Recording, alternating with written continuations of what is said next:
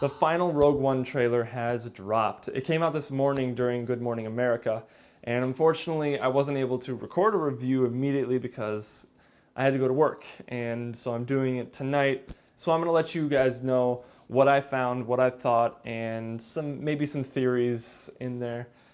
So there could be potential spoilers, so you've been warned. We start out the trailer with this beautiful shot of a beach, and you see this Imperial shuttle fly across the horizon, where we go to the Urso farm, and Jin's father, Mads Mikkelsen, he is basically being taken away by Krennic, played by Ben Mendelsohn. He's looking a little more menacing in this trailer, which is good, because the last two previews, while he seemed kind of menacing, this one he just sells it really good. I assume we're going to get a lot of flashbacks in this movie, because based on that, she looks like she was dreaming, so we're probably going to get a lot of dream flashbacks in this movie. Hopefully not, but you never know. It is directed by Gareth Edwards, who directed Godzilla, and one thing that bothered me about Godzilla was the fact that when the action would start, he'd cut away from it and go to something much less interesting. So I have to say that the music that starts off the trailer, it's pretty epic, it's pretty amazing, and it makes me think, what new theme is gonna play during this movie? Because you can't have Luke's theme, you can't have Leia's theme. They're gonna come up with a new theme, and I can't wait to hear it. It's gonna be awesome. It's not one of the episode movies. It's in between. It's a spin-off, and it has nothing to do really with any of the core characters that we've seen throughout all the episode movies. I hope that they give us some familiarity in the music, in particular with Darth Vader. Maybe we'll get the Imperial March theme, or a variation of it. I mean, we should, right? It's still the Empire. So after the scene where Jin is broken out of prison by the rebels, we get this wide shot looking down on a desert where the U-Wing, it's the U-Wing that's flying over this really old, it looks like it's fallen down. It's a statue of a Jedi. And I want to know where that came from. What is it? Like, why is it there? And that was really compelling when I saw that. At first I thought it was just mountains. Then I looked again and I was like, whoa, that's a Jedi. That's a statue of a Jedi. That's cool.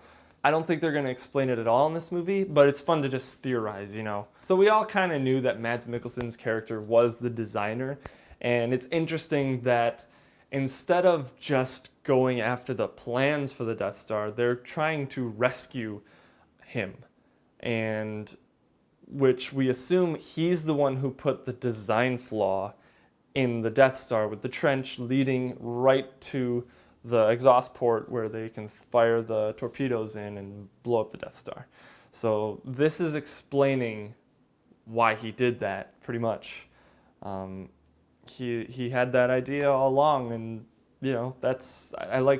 I'm happy that we're going to be able to see that story unfold. That scene where Ben Mendelsohn's character Krennic is talking to Darth Vader, that's going to be an awesome scene, I think. Just them two back and forth. I just hope that James Earl Jones does better than he did in Episode 3, because that Darth Vader was just bad. No! They're bringing back the AT-STs. Yeah, not just the AT-ATs. They're bringing back the AT-STs. So this movie really does look more and more like a war movie and not just a Star Wars movie. It's like, it's a really gritty movie, and it's grounded, I think, in more reality than any of the other Star Wars movies. It looks like you're going to get more like tactics involved with the ground troops and the aerial assaults. That's one of the big things that I'm looking forward to. I hope that they really do it justice, and not just like in Episode 7 where they're like, well, we'll just fly X-Wings in there and just start shooting. You somehow get the shields down and we'll destroy stuff. So we get new aliens. I don't know what these guys are, but we get new kind of aliens. So I like that scene where Donnie Yen's character is beating the crap out of the stormtroopers, and out of nowhere, Wen Jiang's character just blasts them all. I think there's going to be some good back and forth between them two, especially in that scene, and that'll be pretty fun to watch. Okay, while the X-Wings look great in this, and I'm excited to see them more in action, I really hope that they don't just use X-Wings like in The Force Awakens. The cool thing about the original trilogy was they used multiple ships. Even during the Death Star attack, they used Y-Wings and X-Wings. And during the Battle of Endor, they had the X-Wings, the Y-Wings, the A-Wings, the B-Wings, and the Millennium Falcon, of course. But I really want them to explore more of the ships. I'm happy that they're introducing a new one, the U-Wing, but maybe they can bring in the E-Wing. Or my personal favorite is the B-Wing, and I really want to see that in a movie, prominently in a movie. And instead of just being in the background, I really want it to be someone's go-to ship that's a main character. And I don't know if we'll ever get that, unfortunately. So after seeming like he doesn't like guns, Donnie Yen picks up what looks to be a bowcaster like Chewie's and just starts shooting stormtroopers. So it looks like Riz Ahmed's character is going to die. I mean, I figured some of them would die, if not all of them, or at least a lot of them, most of them. But they actually pretty much show his death, and it looks like he's about to like explode something that he's up against and kill as many stormtroopers as he can with his last breath. I don't know what these X-Wings are attacking. I don't think it's the Death Star or a Star Destroyer. It's something else entirely that we haven't seen yet. Then we get this shot of this huge explosion on the desert planet where they had this big fight and where we assume that Jyn Erso is rescued from. I think it's that Star Destroyer that was hovering over that big city in that desert planet. Somehow they take it out. I can't wait to see how that happens. This scene where the Star Destroyer is crashing is where Forrest Whitaker's character, I assume, is going to die, because if you look closely in the background, it's shaking, things are falling behind him, and he's screaming, "Save the rebellion, save the dream."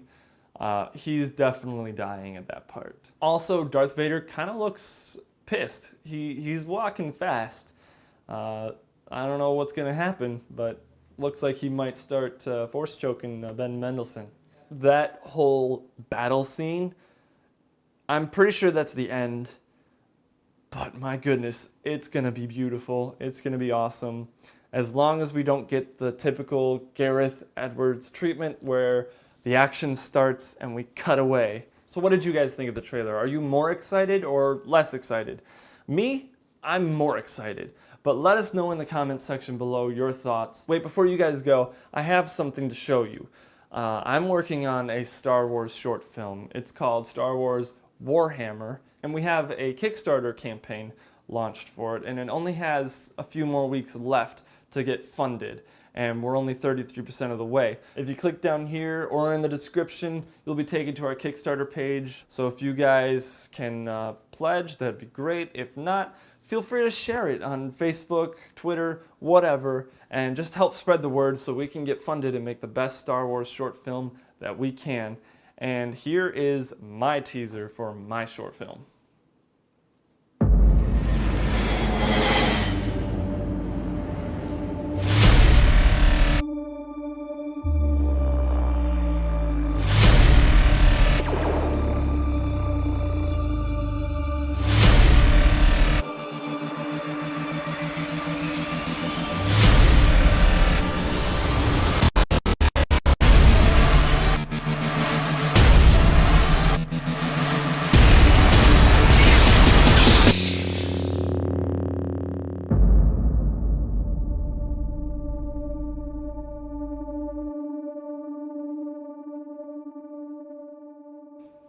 So that's the teaser for my Star Wars short film. I want to know what you guys think. Let me know in the comments section below, and help spread the word. Share the link on Facebook or Twitter. We want to get the word out there and let people know. And If you guys like this video, you can click right here and subscribe. And as always, thanks for watching.